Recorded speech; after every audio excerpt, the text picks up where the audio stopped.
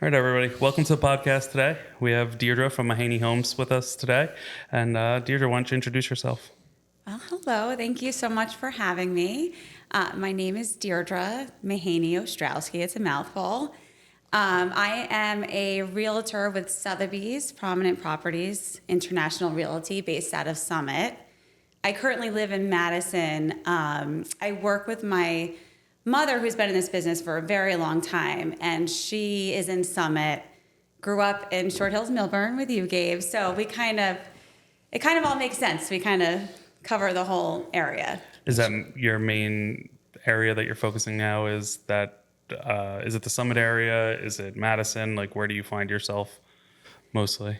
Yeah, for the most part, majority of our business is between Summit, Chatham, Madison. But of course, there's Maplewood, Millburn, Short Hills, and Harding. It kind of bleeds into those neighboring communities too. So your role in the office, you're a realtor as well. Like, you guys are running a team in the office, so it's Mahaney teams? Yes. Well, we have this branded Mahaney Homes team. Sure. And I think team can be not confusing, but there are so many teams in the area where it could be, a dozen people. Yeah. And it's really just the two of us. We have a little more of an intimate boutique approach. But it's so wonderful to have the support, and we're a good yin and yang. And she's been doing this forever. And I got into this business about 10 years ago. So it works because we can really relate to the different generations and the different interests. So it's kind of cool. Is that how you got into it, just from your mom? Yes. I don't know. I feel like growing up, it wasn't, when you were thinking about what you want to do or what business you want to get into, I didn't necessarily think about real estate or real estate sales. But I always loved homes, and when she got into the business, I really started to watch what she was doing. And since I was more on the marketing end of things, I loved to help her with her marketing at the time.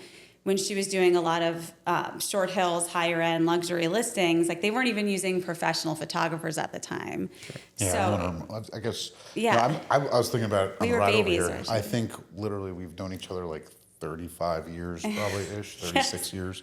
And I've known your mom, she's always been a realtor, right? Since we were younger. Yeah. Ish, Yes. high school. Yes. Exactly. Yeah. Like, not when we were little, but yes. And she kind of ran the show back in the day in Short Hills. Great woman, amazing woman, and I'm sure she does a great job. But Deirdre and I, little backstories. We grew up together, went to high school together, went to Villanova together. Oh, so she's got stories, is what you're telling me. Maybe we're not going to tell any of them. We're going to get into some stories, I think. So then after college, just a little bit what you want to tell us a little bit, tell Joe a little bit about it, I know your little story. Sure. But I'm actually surprised you didn't, because you were in the business school at Villanova, right? finance, yeah. So I always wanted to get into media. I wanted to be a news journalist. And so I went into the communications school at Villanova. Of course, majority of the people there were into CNF or engineering, but in any case, so I loved learning public speaking, interpersonal communications, and I was really striving to get into the television industry. So out of college, I got into the NBC Page program, and that's where I started my career in New York at 30 Rock.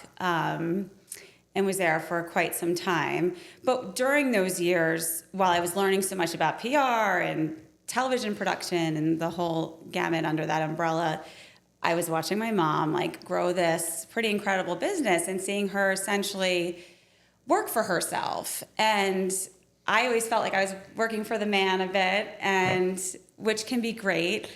But those corporate environments, especially inside of media, have gotten so big. Right, and yes. We don't have to date it, but there was a time where they were really blowing up, and I'm guessing it was probably around then, right? Of just technology was escalating really fast, right? And the businesses were getting large. They were all kind of consuming each other, and you ended up with these big conglomerates, which I'm sure got very corporate very fast. Right, and it was really just before social media. So the way we were all consuming media was on television. Yeah. So we didn't really think like, oh, how cool podcast or like all these gifts you have and these talents. Like, you know, at the time you probably were figuring that as we got along. It wasn't really, Don't think about it. yes, like around us to know, to do. But yes, and then as technology evolved, it's been kind of interesting to see that play out. And now it's a little overwhelming, all the social media and Yeah. ways of doing things. So how did you make that pivot? So I could totally see you as a broadcaster. By the way. Oh God, no, I don't know. So just like the way you're like able to speak and like get through things is awesome. So how did you make that pivot from wanting to be in that type of role to, I guess, real estate? Was there a time in between where, you took some break? Like what was the... Yeah, it's a great question. I think it was life circumstances that really made me think about making the change. I had spoken to my mother about it for years, or just kind of whenever I was home. I was living in New York for years and then Southern California. So Sure. I think, well, one thing is I started a family and I had my first baby. And also at the same time, my dad had gotten really sick and passed away. So there was this real like time in my life where I think I was trying to evaluate how I want to spend my time and how I want to, I always have been a dreamer with big goals. And I felt like there was this entrepreneurial spirit in me and I was always trying to figure out what that was. And it felt like a natural fit. So ended up moving back east and, with family help, I would plot my newborn with my family. And then I went to just knock out my licensing and getting all of that done, and then kind of pivoted from there. So I really did leave. I've heard that story a bunch. Obviously, being in the real estate side of finance for 20-something years now, I've heard that story a lot. Where somebody has a certain talent, end up pivoting, family, life circumstances, whatever, and they find a home in real estate because it plays to so many different talents, right? Like you go marketing, you can do media, there's so much that you can do within that space to define yourself and your business that's makes it like just a powerhouse in that range, right? And I'm very with real estate, like I find that there's certain people who excel in it because they have a talent, right? Like they've maybe come from another industry, life circumstances brought them into real estate, but they've excelled in it because they've had like that experience. How much of your media background do you think plays now into real estate? And how important do you think it is? That's, yes, I think it's so important. And I think the aspects of marketing for sure, and there's so many different parts of marketing, sure. But even just skills like walking into a home or property and understanding like how it should look or how things should be placed, or all of that I really learned from growing up in a home where like my mother took such great care and she was always into projects. And so it's like that's like an interesting part to marketing too. So I feel like preparing homes for the market is a skill set and a value proposition that I feel I have that's quite strong. And be clear, you're in a tough market, right? So just so all the viewers understand, I think those are probably some of the highest end areas of New Jersey, right, that you end up working in. So there's a lot of competition, I'm sure, and two, just to be able to get top dollar for homes, and the caliber of people looking at those homes are going to be looking for they have a certain eye, they're well established, like they understand what they're looking for.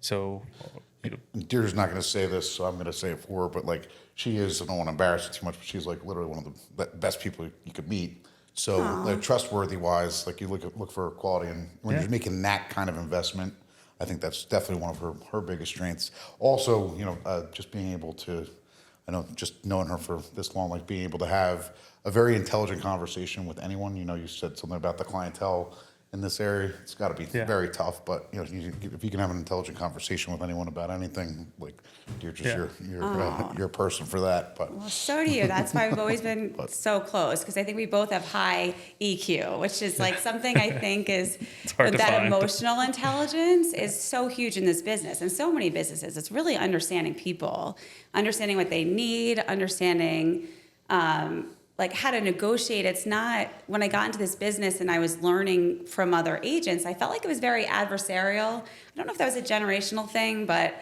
like how I was doing business in corporate America is very collaborative. Like you want to produce win-win situations. So I never quite understood that sort of aspect of doing business. So it's really changing and I'm loving it because I love working with peers too in this business who have the same. Yeah. Do you think it is changing? Like, or do you think that do you think the mindset of the individuals coming in has adjusted to be more collaborative, or is there still people, I don't want to even say like people, is there individuals who have taken that line? Like I know we work in certain areas, that I find it very difficult to work with some of the real estate agents because of that mindset, right? Right. And especially like from our side, or there, it's not uncommon where a borrower chooses our mortgage company to do the mortgage for them, right? But the real estate agent gets upset because they didn't go with their person, and they make it very difficult.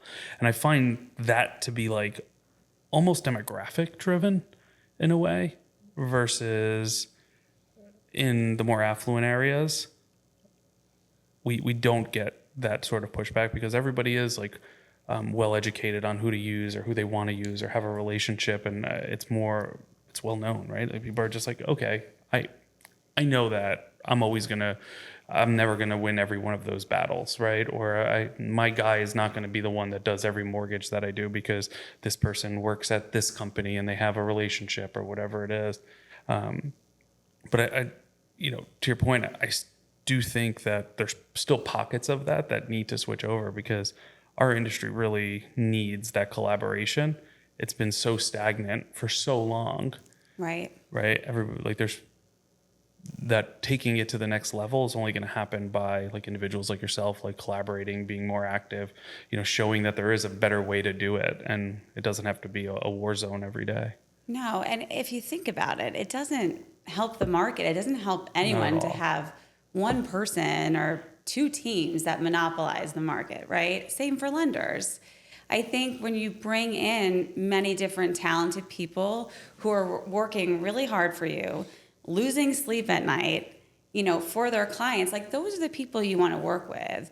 And I think knowing everything I know, if I was selling my home, it's very impressive if you're the top number one, agent in the GSMLS. But if you have a dozen listings right now, I think I'd rather go with the trustworthy agent who's seasoned and approachable and smart, who has won, because I know they're going to give their all to my property, my home, and whatever life transition I'm going through. Every single dollar and headache is so important. And it's not common sense to everyone. You think it would be, but that's like my deep, dark secret about real estate. And when I think you really should, with lenders too, with anyone, meet with more than one person and don't, referrals are amazing because it's like people who know you and it's a lot of that. I think it's a really hard part of the business to go out there and sell yourself all the time.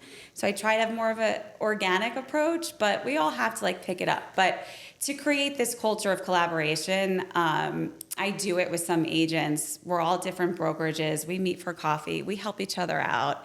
We share intel. We're not hiding it to just like it doesn't do anything great for our clients. It doesn't service our clients the best. So I do think it's changing. I think there's some incredible people in this business, and that helps me keep going because I think I struggled a little bit when I got into this with like the stigma of being in real estate or being like a salesperson. I wasn't always very salesy, and then I realized like, wait, I'm pretty good at this. Like I think I'm a salesperson, but it doesn't have to be. I'm the same way. Like I take a very different approach to it. So I run operations. I oversee all the processing, underwriting, post close, like all the operations rolls up to me for Absolute. And then we have the software company as well. So like I'm more so on the operation side than the sales side, but I've been licensed. I started in sales and I've been licensed for 20 something years. I just don't take that sales approach to it. You know, I'm going to put my best foot forward. You know, you will get as much knowledge as humanly possible. I mean, Gabe bothers me all the time with stuff, right? I'm like, hey, what do you think about this? And I'd be like, you should probably go with him. You know, so I'm totally understand having those conversations. And even on the operations side, I have my role, but I consult for like 7 or 8 other companies. And literally like, hey, I ran into this issue today. I'm sharing it with you guys because it's going to be, you know, we got to do this in your environment too. You guys got to see like that this is happening. And those collaborations have not only helped me tremendously, but, you know, they're helping the other companies. And it's totally reciprocal at this point, right? Everybody's like, we're all calling each other saying, hey, we ran into this today. I went through this audit. I've dealt with that, right? You know, doing a lot around like the NAR lawsuit now and trying to figure out how to adjust with that. Well, I was actually just on a call with Freddie Mac. Like they're trying to figure out how to handle it from the lender side, and they reached out to us and wanted to have a conversation about it because they know, you know, me and my partner Matt, like he's been really active around it. So we're like really trying to understand where, you know, where the lending community has to go, but it's not going to get anywhere until we're all kind of on the same page with what that should look like and come up with a solution, because it is a complicated issue, right? And so trying to instill that like collaboration in sales organizations is really, really hard, right? Because everybody's competing for the same business, but there has to be a way There's forward. room for all of us. There's room for so many more people, and I think I'm not even sure who told me that, but that has really stuck with me, that there's room for all of us. No, on the same side of sales stuff, like you have, obviously, one of the good things is, you know, all of us are very local, and like, you know, if I need a guy, I can call him. I know so like, you know, in that area, like you're doing your sales collaboration, but like you have a lot of local people that you use around here, right? When you yes, for everything, everything. Specifically, I guess for me, I want to know. You know, we talked about NAR. I keep on hearing this stuff, and I'm like, you know, you got an open house this weekend. How's that change? You know, and you also said something very important that I'll also touch on. Like, I lose sleep over. I know you care about stuff a lot. Yeah. And that's, you know, what brings certain people together that care about stuff. If you're not losing sleep over your job, I feel like you just don't care enough. I don't get how people don't lose sleep over stuff like that. But like, how's like getting back to the NAR stuff? Like, how does that change the face of what you're doing? Like on an open house. It's a great question from a high view standpoint. It's business as usual in a way. I think we're overcomplicating it in a way. There's a lot of contradictions to all of us, and at the end of the day, we just want to be fully transparent for our clients, whether they're buying or selling.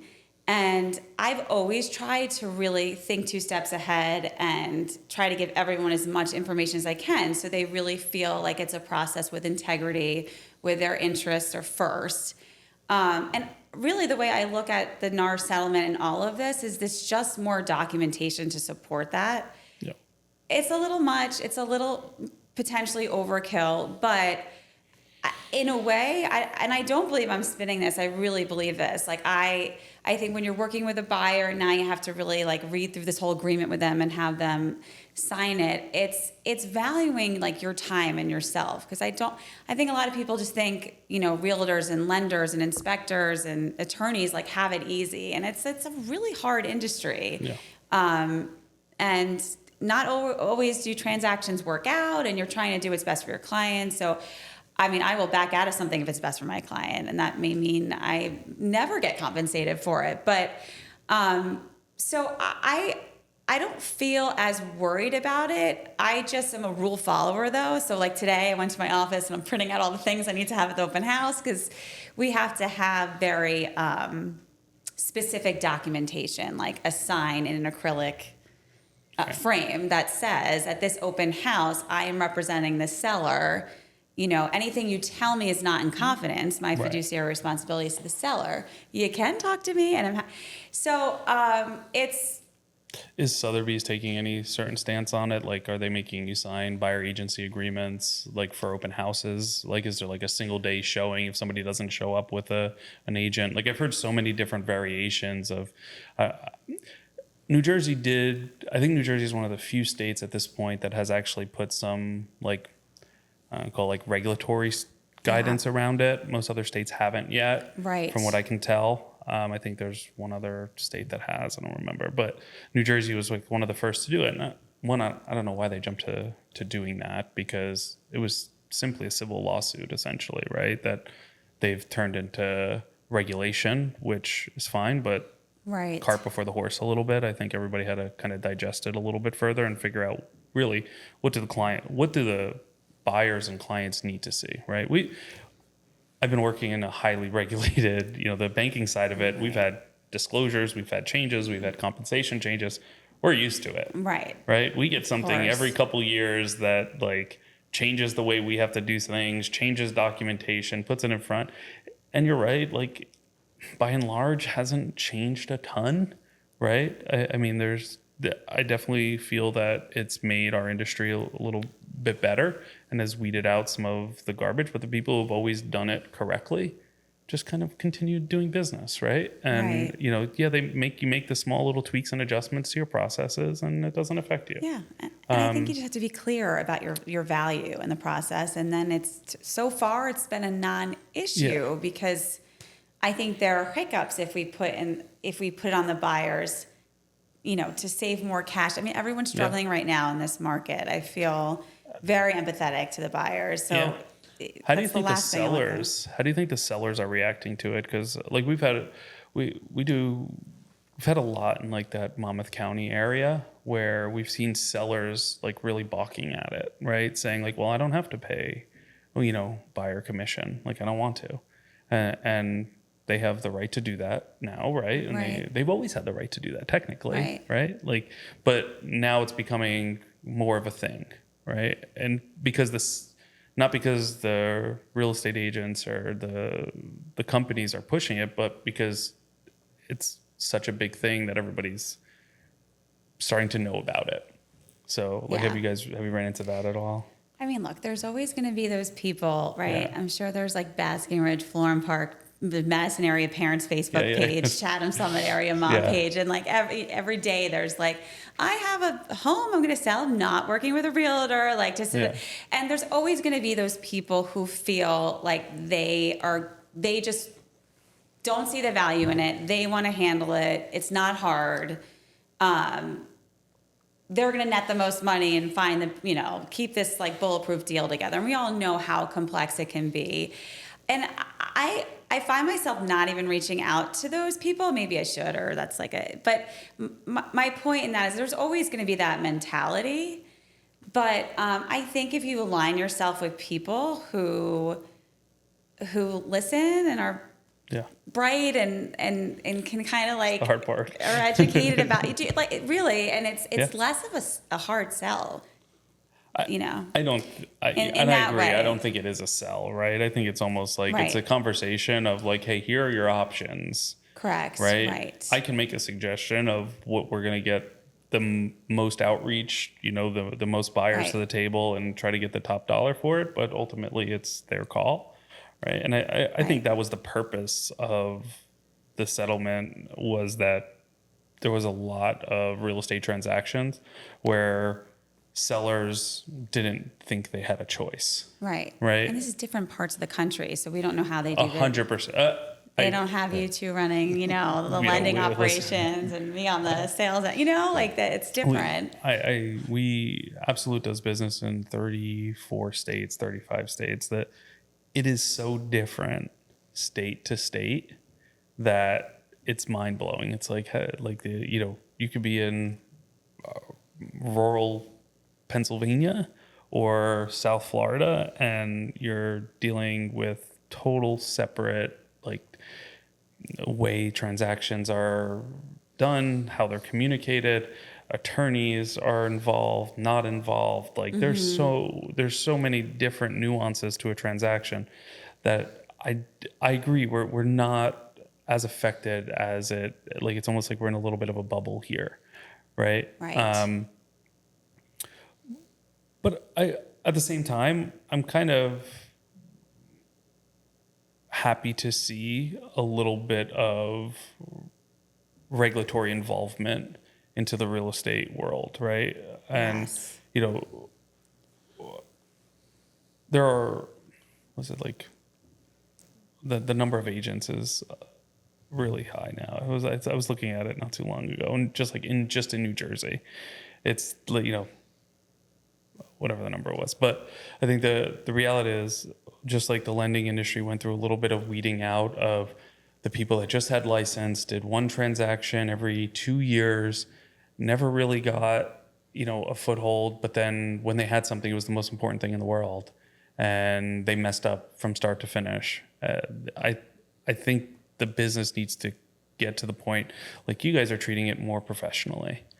Because I'm sure you guys see that too, right? Right, absolutely, like yeah. It's flooded market with like all these people, like you said, so many. I feel like everyone just got their real estate license during I know. COVID, and then And when I did say there's room for everybody, I still is believe room for that. everyone, But at the same time, I agree. And I think that it will weed out maybe, the professionals in our industry who aren't as maybe dedicated and serious about their business, which is okay. I do think we'll see that. Yeah. Because again, I haven't heard all of this news and been like, I'm like, okay, we'll adjust and we'll keep explaining things, and it's not the end of the world. It's just about helping educate the consumer better, which is a great challenge. We should be doing you're a rule anyway. follower too. Like I feel like people that follow the know. rules and just do the right thing by their clients are like, okay, this is fine. Yeah. It's just the other people. I mean, I've that been we fun. won't I mention. break rules sometimes, but Sure do. you know that. Yeah. But another thing I wanted to hear about today, I guess, my studio's in Madison. I live neighboring town, Florham Park. Yes. I definitely want you to tell us a little bit about your town, why you love this town, and if I know that there's not a whole lot of stuff available right now for people that are looking, but I know yesterday we had a discussion yesterday about how Yeah. great the town was. So tell Joe a little bit about I our viewers know. a little bit about Madison. Yeah. That aren't I know from the people area. always say, like, how did you leave paradise in San Diego and move back to this That's a tough area? move. But I That's a will great tell you, question. I'd get so homesick in September, and I'd miss like the smell of the soccer fields and Are you? But, like I would miss pizza. I feel like that's the only pizza. yes, like, pizza, But, like, I think sarcasm. there's no sarcasm in California. Not as much as there is here. It's just I mean, everybody's moving out of California now. So. yeah. Well, yeah. There's actually a boatload of stuff going on. Actually, But- you I think you dodged a bullet there. Yeah, but when I moved in 2014, it was a little like less even of those big headlining news issues. But I feel like through each chapter of life, we were talking about this yesterday. Like we grew up together in Milburn Short Hills. We both happen to have lived in different neighborhoods in Short Hills. We went to Milburn Public Schools. And I even find today, it's a beautiful thing seeing people that we grew up with in our environment moving back to the area. And it's just like, I think it's the community we were raised in, the families and the morals and the education. I think all of that maybe, I knew it was nice, but I think I took it for granted a little bit until I wanted to get out there in the world and leave the bubble. Yeah. And after leaving the bubble, I'm like, wait, the bubble's not so bad. It's actually really nice there. And I want to kind of give that to my boys, and I want to have that for myself again. And what I mean by that is just the town of Madison is such a special place. Everything from just the offerings, like extracurricular activities, to the parades in town, to the police, the business owners. I mean, it's just a really wonderful place. I think it's so well taken care of. It's so efficiently run. And I sometimes I feel like I'm living on a movie set. It's really just such a wonderful, safe, loving environment to live in. And so I'm really happy here. And all these neighboring communities are great. Yeah.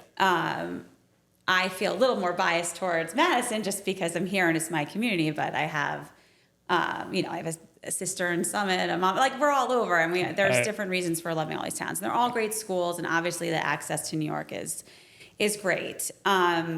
What's the train from here? Is it?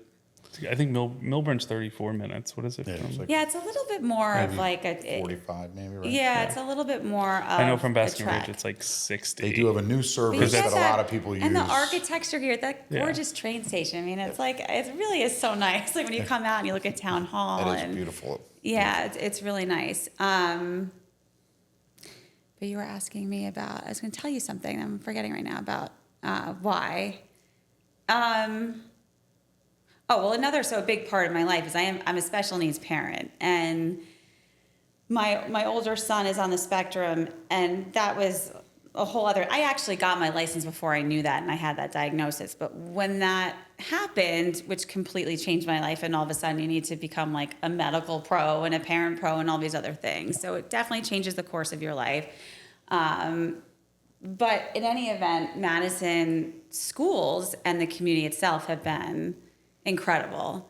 So I always like to say that because, you know, there is a rise in New Jersey of like parents needing more help, like for their support for their kids, whether with different abilities, it can, you know, anything. I know Basking Ridge has been huge for that too. Huge, They because yes. like even in I'm gonna call it like my neighborhood area that we're in, we have a few kids that are special needs, and they moved in specifically because the school system supports them really well. And I think that's huge for the school system to be accommodating, because I know for a town it's very expensive, right? And In our I've towns. been in education for 22 years and I'm in Milburn. Obviously, I did not move to Southern California. I moved like 2 towns over and teach at my old high school, so I'm the opposite. But like, yeah, my like, wife taught the in amount- Milburn. Thank So. God you never left. You're the best, one of the best educators there. We're so lucky to have you in I Milton. am one of the best teachers at the best public school in New Jersey. Yes. That's what a lot of people say. So, but you know, it is expensive for the town to have that, but it is such a big asset. I feel like it's totally worth every cent that they put into that, because I know the program in Milburn's amazing, and Yes. the kids get And so like much the out of tax it. dollars, you know, I know New Jersey is the highest taxes, but when you really, again, that was something I'm like, who cares about the schools? When I was younger, I was like, all right, what's Yeah. the big deal? But I'm really, no. It's like, I mean, when you look at the dollars and cents of it, Right. You know, in our area, we have a lot of people moving out of New York, right? And they're looking at it and they're saying, hey, yeah, we can come here. We have to buy, you know, the house might be expensive, the taxes might be expensive, but I'm not spending $3,000 per kid per month to send them to private school either. right. Right. So they weigh that out. And I think that's where you also get a big draw to like have the stronger public schools. So they make sense. Yeah. When you come down to it, but it is 75% of our tax bill. Well, I think in most states, in most Yeah. cities, towns.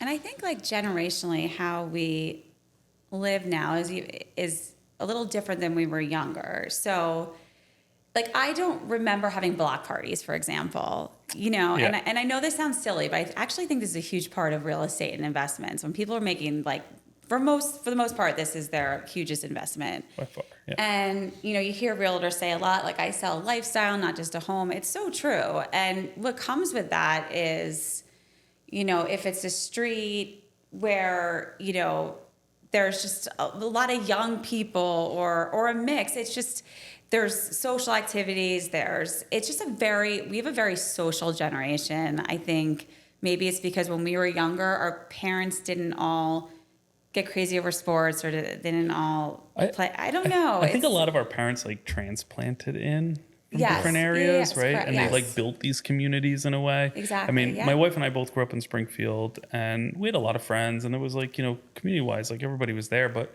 we didn't do what we do now. Like, it's not uncommon for us to like you said, we have a block party every year. Somebody, my street's like a circle, and one of the houses every year they put something in everybody's mailbox, invite everybody over. It's like a potluck, but we do like a big block party. Everybody meets everybody. There's always new people. There's a million kids. Like it's Yeah, the sense of community is a lot different. it's a now. lot different. I live in like a frat house, so I have 50 kids in my house any given night during the summer. My neighbors must hate me, I but feel like Florham Park's really good for that. That's all I hear from everybody is that there's great. like you these, see, like, Yeah. you go around, you drive through And Madison. aren't like all your friends your kids' yeah, that's friends' parents? Yeah, like that's- our parents weren't like, let me. Like, I want to hang out with Gabe's mom and dad because you're spending so much time with it. It just wasn't. Yeah, it just wasn't that. I think that's it was a newer little different. too. Like my daughter's kids, like my wife and I, we have become friends with, like they made us friends, not like the other Right. way around, right? Yeah. We used to be Yeah. like forced to hang out with the parents' friends, right, Yeah. and their kids, and you're like, now it's. I think the tides have turned. We're like, all right, I could deal with this dad for a little bit. He's Yeah, I cool. feel bad. Like my youngest son, I feel bad. Like I have enough friends. I don't want to. I don't need to meet anyone else. Yeah. Oh, well, that's what happens too. And I do think this all like plays into everything we're talking about, though. Just like the real estate industry and the whole like lifestyle around it, and the schools and the social aspect, and there's a lot that goes into it, which I just feel was different, 20, 30 years ago. Do you have a lot of people that like specifically are looking for that or ask for it, or is it a byproduct? I always sell that whole picture to me because I think when you live it too and you realize like the advantages, I know you have to like be careful. You can't always talk about again regulation. Yeah. You can't necessarily talk about everything in the community when you're selling a building, a structure on Sure. a lot. But I do think there's many aspects of what comes with that has helped my clients, I feel, make like a better decision about what type of a financial Yeah. like commitment they're going to make for what comes with that home. And I Yeah. think that's what makes our area so special. Yeah, you got to see her neighborhood. There's just like kids roaming around, and like it's like the whole quiet. village, like it's like a little neighborhood off Yeah. over by Drew, and it's like It's like so it's nice. literally just well, it's most of the ward kids, right? Are just They're like half the neighborhood. they just roll Yeah. around and just go into people's house. Like all the kids are, everyone knows Right, everyone, and right. they're all like helping out. Trying to so. bring back hanging out safely in the neighborhood because there's way too many activities for Yeah. these kids. And I think some of us are making an effort to scale back a little bit and just go back to old fashioned knocking on doors and talking face to face and playing with kids instead of getting stuck on screens or all of these club sports or activities. that Yeah, the kids last sort of decade, enjoy. kids don't have to talk. They forgot how to talk. They forgot how. But they to do a lot. Like the communicate. sports are like every kid is doing like a million activities, like my 7-year-old is in like 5 things, and I'm like, okay, when's enough? Like at some know. point we have Oh, to I pump hear the you. brakes. Yeah. And I Yeah. think I like as a kid, like I played baseball, like that was it. Like they were like, until I got to high school and I had more of like the autonomy to choose what I wanted to do. You played baseball, like. But then you could do something else. Oh, You we didn't had have plenty to of have a time. private trainer Yeah, for yeah. 10 years before. That is true. Or like, we don't Oh, know. the kids' sports, I can't even. That's a whole nother It's a podcast. whole other podcast we got to do. I can't even please. get Yeah. into the crazy. I have people like my Jerry Maguire moments. because you can kind of like where I wanna- see who played sports and was part of athletics, and the parents too. Like Yeah. you're like you don't need to I mean, Right. yeah, live it's vicariously through your kids. I mean, just let them have a day off. I would assume people move to towns too because of that, right? Like, I've like baseball in Florham Park is huge, right? Like East Hanover, Florham Park, like that area. Like people want to go to that area, so they think their kid's gonna play baseball on one of the traveling teams versus the Springfield baseball team is not going anywhere, right? Like so you run into those Right. individuals as well that are coming and they're saying like, Deirdre, I want this very I don't care what my house looks like or where I'm from. I just this is my Get me budget. I just need to get in. Right? I need to get in by the end of the summer because Timmy needs to go play Right. baseball in the fall. You probably get that for the schools here, right? Like in a lot of the towns you look in. Oh, definitely. But that's why it's so hard because it's just even when you look at the data from like the past 6 years, it's like entry level home prices have increased so much Yes. in the average home. So That it's scares a me. real That's huge gotten out of challenge control. to get into these communities. So I think people are really making sacrifices, stretching themselves really thin, or just understanding that they're not going to get like the ideal space that maybe they thought. But again, if you land in any one of these communities, I think, for the most part, with my experience, like it's worked out because it's about more than just that. But I hope that, well, I hope the market's always strong. Like I don't see it being a bad thing to level a little bit and have some Sure. even playing field again. And Well, I mean, aside from the market forcing people to go above their comfort level, right, in a lot of cases, Right. but like aside from money, is there anything that you see your clients doing that is helping them win bids? Like, uh, every house is getting bid on, I'm guessing, multiple times, right? So they're Yes. coming in. Yeah. Do you see sellers like just top of the line, good, I'm taking the best offer, or is there anything else that goes into it? Definitely a lot that goes into it. So not necessarily is like the highest number, the best offer. I think also the interpersonal negotiating is so important, and that's not to like plug for myself, but it's why you work with someone very, very good with people and with a good reputation of integrity and is smart, because you have to explain all the different aspects of the offer. A huge thing. I mean, I feel like we used to always say like the closing date is the second most important thing after, the all-in number for how you purchase the home. But I find inspections to be incredibly stressful. So over the years, it's like I'm never like sitting and resting when we're, I get a call like your client's got the house and you're going to attorney review under contract. Everything's great. I mean, always the inspection period of time has been a challenge, Big question mark. which is okay. And there's reasons for that too. There's new regulations for inspectors. So for example, they're learning new things each year that they have to be certified in. So for example, how siding is applied to a home. So you could be buying a newish construction home that was previously owned, but the hardy siding is not, Correct. for example, So there's a lot of that. Everyone's like covering themselves with all these regulations. So that's quite a bit. But I think, going back to your question, I think that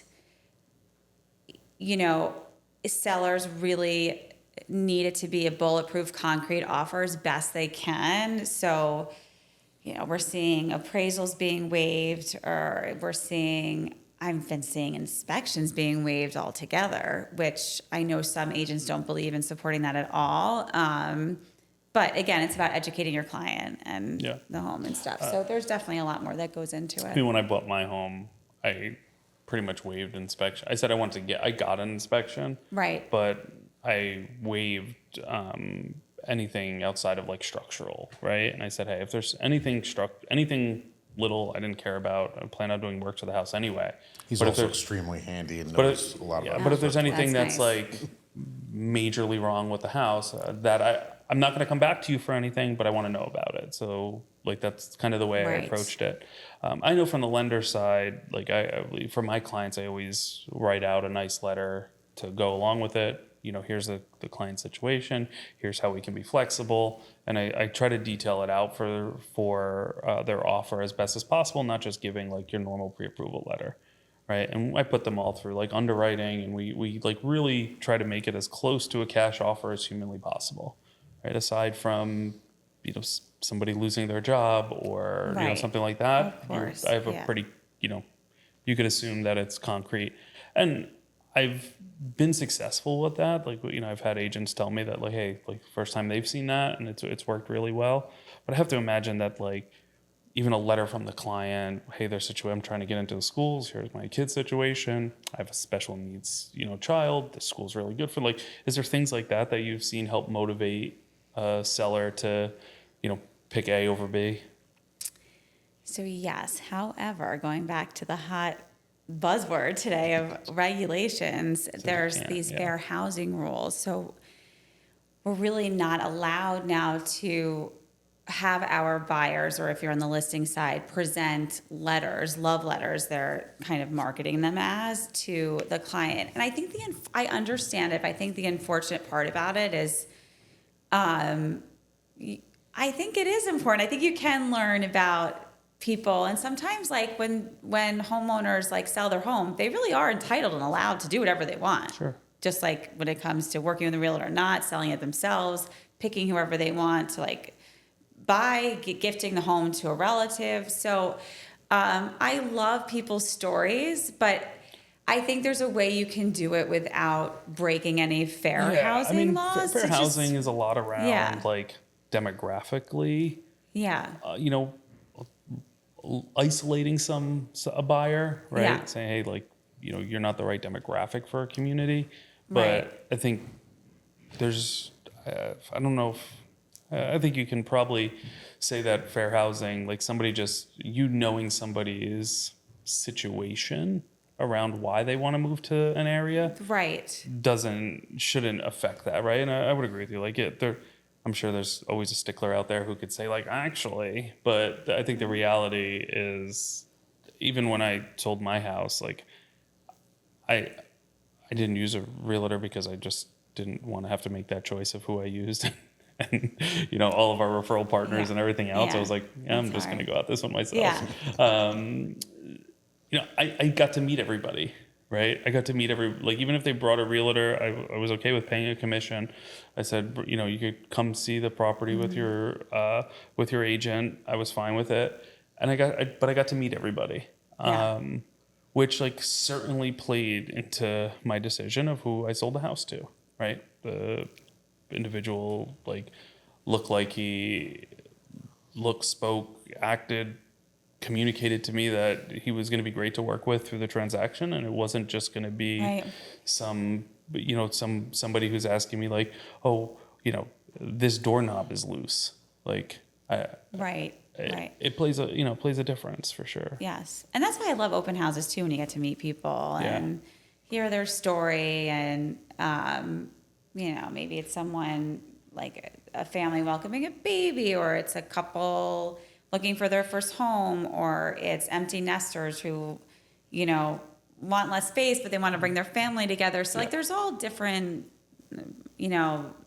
single people. I mean, the point is there's all different walks of life that can be great, but you can get a sense of character, and that is very important to go through this. It's this a stressful process. transaction. So having somebody that is having, counterparties that are tough to work with make the whole thing. Right. Not every transaction is going to work, but there's a nice way to do it and there's a not nice way to do it. Well, that's why I think you always have to be so humble in this business. So when I'm on the listing side and I'm calling back the agents who didn't win the bid, their client didn't win the bid, I'm not sending a quick text or an email. Like, they deserve a phone call. And if they ask, for an explanation, I give as much information I can that doesn't hurt the client. And I always say, like, look, I could be calling you in a week, begging you to come back. You just, I think that approach is so important because things happen in this business and in this market right now. Deals are falling apart left and right. And the world doesn't know that, but the good agents know how to keep those active people who are interested in the property engaged and make them feel good about putting an offer back in on the house. And that's that art of negotiation, that interpersonal communication expertise that I think really separates people in our industry. So I hope that's like one of my superpowers. So like when you said like deals are falling apart, like on the financing side, like what type of stuff have you seen lately? Because I feel like just like to just accept it. Buyer's remorse. I think when people Yes. move too fast right now, like they think They get it's- emotional and they Yeah. overbid. Like this listing, Gabe and I walked through yesterday, and he shot some beautiful video. For example, that it's like, it doesn't need to be this race. Like, give me this crazy offer tomorrow and I'm going to have the seller sign. Like, give it time, come back. You want people to come back a couple times. Bring an architect if you want. Bring your grandparents. Bring whoever. Because you don't want to not have it get exposure and have a lot of people see it. And you want to know that those buyers are invested in making that home theirs. And whoever they're working with, someone you can work with to really get it to the finish line. Because that happens a lot. And it moves so fast. Buyers feel they're stretching themselves way too thin. They waive a ton of stuff and they get to inspections and they're like, the sky is falling. How do we get out of this? And it happens. It happens a lot. I mean, So- we see it a lot. Our life cycle of a client went from like to be measured in a couple months to sometimes over a year and a half now for somebody from the time they initially get pre-approved with us to the Yeah. time they actually close on a property. And it was never like that. Now that we're, I'm going to just blame it on inventory mostly, right? Or inventory in certain price ranges, I should say. It's just very difficult, right? It's very Right. difficult for them to find something. They're super competitive, and I'm not a fan of having one of my clients stretch for a property. Like I know. I say it all. Yeah.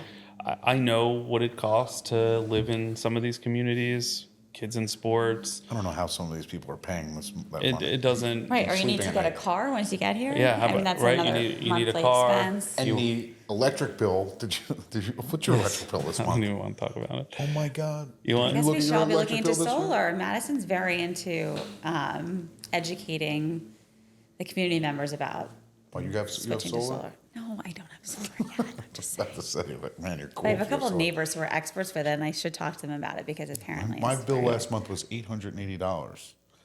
You're for- having way for too many pool electricity. parties. Yes. Tell your kids to My shut the son's lights. like, the pool's cold. It puts it on like 95. Oh, so, goodness. and then I realized that 3 days later. My pool is always at 90, just because like that's where I like it. But you that's like where you that? can You talk about being open to the smaller home on the smaller lot. Also, like typically, need two you get cars, to you gotta pay you all get to this talk stuff. to more people. You're still in a great community. Like Yes. sometimes you get a bigger house, bigger expenses, bigger utilities, and then there's sometimes not as much interaction with neighbors because you have more property. So it's like you just kind of talk through all that stuff with people, and it can make sense. It can make someone think differently. Now, just to ask Joe to kind of plug a little bit about, he's got that great MAT hat on.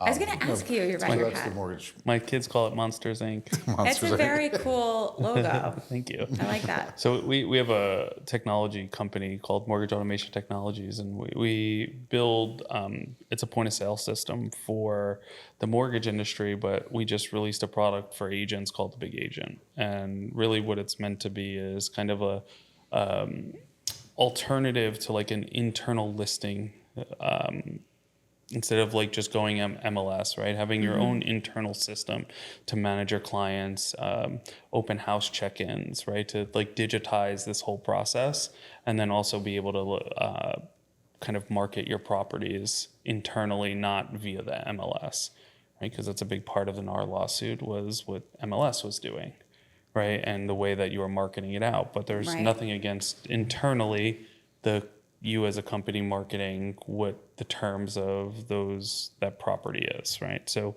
we created a whole system to be able to do that. And that's kind of where the technology side comes from. We started as the mortgage side of it, but the whole idea was how do we tie everybody together, settlement agents, we call it partners, right? If it's going to be real estate agents, CPAs, contractors, and just putting everybody onto like a singular platform. But we did break it off for the real estate agent side of it because, I think technology is kind of lacking in that space, especially Yeah. for I want to say like the smaller boutique brokerages. Right. Like, you don't have the technology to leverage. I mean, there's a couple companies out there that seem to be kind of on the forefront of it, but I think at the same Right. time, it's still not great. So, like, what specifically? Yeah, do you- like and for a I- realtor? Like, what specifically? Why would? And I also someone wanted to wanna do ask if you had, like, if you're experiencing through like pilot testing this or, putting it out to the market, like any kind of pushback with the consumer. Sure. Like Yeah. sometimes I feel like when you go to open house, like not everyone wants to like sign in. Are you going to, It's like a weird thing, right? So to answer your question, yes, we've had some pushback on it because it's out of the norm. It's like people are like, different. wait, like just sign in. Like, they used to Right. put Donald Duck on the sign-in sheet. Right? Like I've seen those sign-in sheets. People like you would think everybody's a doctor. You're like, can't Yeah. read anything. Right. Right. Right. Like everybody's a neurosurgeon. They have like Yeah. but couple things that we actually had a meeting with some of the folks from NAR. We've met with a bunch of the heads of the different realtor boards, the county boards. So we've been having these conversations saying, like, why isn't like technology accepted in, like, if somebody comes into your open house and they're walking through your home, do you want to know who that person is? Like, Yes. Yeah. Like- That's how I try to explain that so that. like, yeah. there's Like a security type thing too. there's a Super security simple. aspect to it. Right. There's a, hey, Respect. there's a respect yeah. access. Like, hey, you don't want to be marketed to? That's fine, right? We don't have to Right. market to you, but we should know who you are, Right. right? We should know Absolutely. that, you and your agent, who we think is an agent, by the way, we're not 100% sure because they Yeah. gave us a business card that, Or you just walk in off the street for like an open house. or you and just walk don't- in, Yeah. right? Right. Sign in and let us know who you are. Let us, we'll send you a text message saying, hey, thank you for coming to the open house. We'll send you out the property information. Like, let's automate that process, but at the same time, put a little bit of more security around it, right? Like, if everybody's that. got the world here, so why wouldn't we? And it kind of starts going into, okay, now we can talk a little bit more about signing in at they go and they use their code to get into your lockbox, and it's just a showing to a vacant property, or somebody's not in the house. They can check in at that point too, right? They can, a little QR code on the door, hey, please check in here. They check in, they put their information in, we know who we're dealing with. And we also made it so, hey, you could receive offers through there, like if do buyer agency agreements. So we're starting to dive into a little bit more of automation around what that process is. But a lot of it is, hey, let's log the data. Let's make sure that everybody's kind of transparent with it. And nobody could ever say, hey, Deirdre, you've been texting me, but you don't have TCPA to text me. Right? And that's a new thing that just came out in August, right? Right. Not tied to your industry specifically, but like, that's a huge fine. Right. It's a huge fine now. It's like $5,000 per text if you are texting somebody just to say, like, hey, Right. thanks for coming to our open house today. Let me know if you Similar have to the do not call or it's do very not knock. it is very yeah. similar, right? But like, if we're using technology, we can get authorization. Like, hey, we're going to text you the sheet. You might ask me for information. This gives me the ability to actually communicate with you, right? Maybe you do like the house. So there's a lot that I think the real estate industry needs to come around to and say, let's put some controls around it.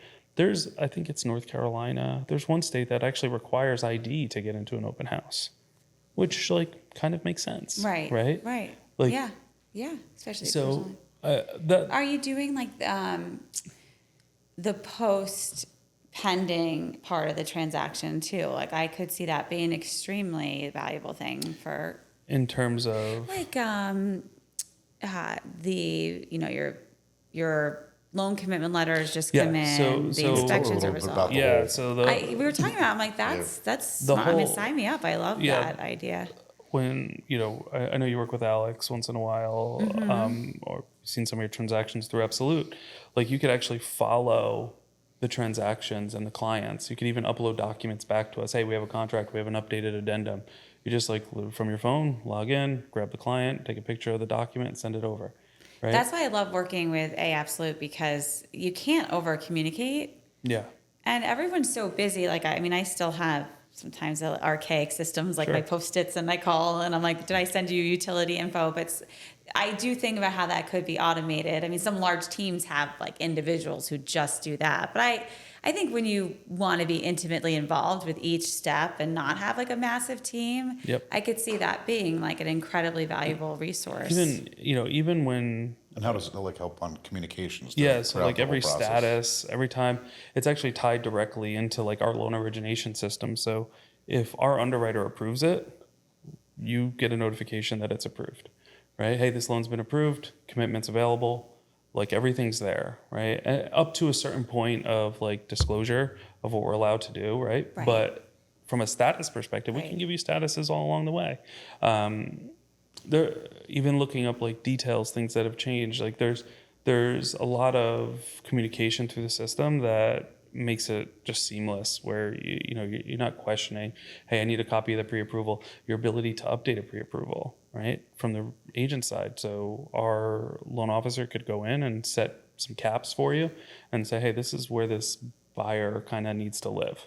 And if you need to go and, hey, instead of sending a text message, waiting, and either you can literally just log in, pull up that client, change the loan amount. Okay, it works, and draw You that just get the pre-approval. updated Very PDF cool. right there. Yeah. So we're trying to do a lot around it to tie the real estate community into the lender a little bit, right? And even further than that is give the real estate community also a piece of technology that elevates, their presence. The it's like a full. So our big agent platform is like a full website with like listing management. It auto generates open house check-ins. There's a full workflow. Like you could even say, Joe, at my open house, I want to ask these 5 questions to everybody that comes in, and we can build you that workflow that essentially just does that. Right? It's Very a QR cool. code you put on the door. That's They great. scan it. We have kiosks too, but like same scenario. You scan it. They check in, name, phone number, email address. You might want to ask them like, are you working with an agent? Okay, who's that agent, right? And let them just fill it out. It automatically comes to you in real time, just phone, tablet, email, text message, and it works through. So there's a lot great. of, we're still doing a lot of like refinement around it to figure out what the threshold of acceptance is going to be. From an outsider looking in, I say like, hey, yeah, this is great. Right? It's easy for me to be like, hey, this makes a lot of sense. Yeah. The pushback we tend to get is not usually from like the buyer or the seller themselves, but it's from the other real estate agents that are going to a listing that feel like there's like a conflict there. So we started introducing questions like, do you want more information around the house? Do you want to be contacted? Let them answer specific questions like that, and then trying to tie in as that transaction may progress, then tie in the lender, then tie in the title companies and the settlement agents. So bring everybody together into one platform just through the progression of it. That's great. So some cool stuff. Very cool. It certainly has grown a lot. Like it's a full point of sale at this point for the agents. Like even from if you have like buyers or sellers, and instead of you saying, hey, how many bedrooms are you looking for? It's actually like an online workflow that they can say, okay, I'm looking for a garage, I'm looking for this, I want to stay in this area, within this many miles, and it'll send you basically that as, hey, this is like your profile on this buyer. So you have a conversation with them, you just send them the link, and they can fill it out and get you that information back. Like, do you take notes at like open houses? Like, I do. I take secret notes too, because Yeah. I'm just like Yeah. lovely, lovely man with the poodle. I don't know. I guess I want to remember, like put a visual to Yeah. So we basically created a system for you to be able to do that. Like if somebody That's checks great. in, it immediately notifies you on the phone. You could pull it up and you could backfill their data as you're like walking around with them. Very cool. nice poodle. Yeah. That was I don't know why I gave that example, but you get what I was saying. Yeah, so- what I was meaning. So there's a lot of, I think That's neat. technologies was like always like a passion thing for me. So I think it's starting, my partner Matt and we have a couple others, we've like put a lot into trying to figure out this problem. From the mortgage side, it's great. It's easy. We're used to it, right? We've always had those like online applications and point of Yeah. sales and upload docs, and we're handling a lot more from a documentation perspective and e-signing and doing all of that.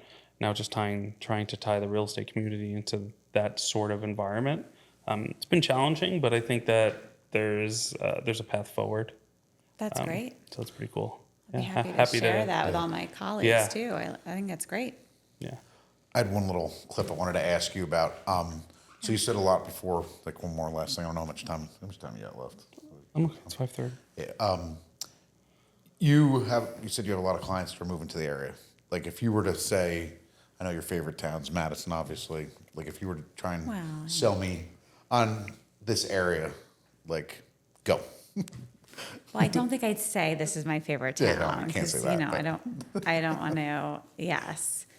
I sometimes, depending if they have the time, I love to, because I think it's like really great thing to get to know your clients too. Because the best is when you can build trust faster. Like it's why I love when I'm helping like really good friends that are like family because then it's you just don't mind like, hanging out with them. well, they're just like, you can get right to it. But Yeah. sometimes it takes time to build, that trust.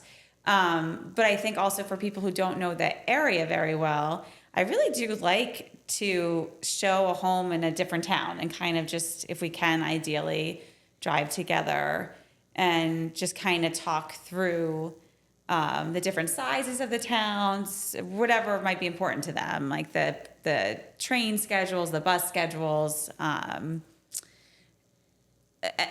of those different aspects of the communities. I think ideally, if I can do that, I love that. For the most part, people are very educated and they do a lot of due diligence before they find you or they ask that, that doesn't always happen. Sometimes really people are reload or they have no idea. So that's a fun part of it. Even just like pointing out anything from like the new independent coffee shop to like, there's the mall. I don't know. It's like it depends on what like their interests are, but it is really fun to just, again, sell the lifestyle and everything that comes with living in this area. And how do you think people choose their area? Like, what do you think is coming into factors now? Because I mean, you have a lot of blend. If you go even between like Millburn, Short Hills, Summit, up through New Providence, down into Basking Ridge, and then you come down this way, Florham Park, Madison, Chatham. Like, Yeah.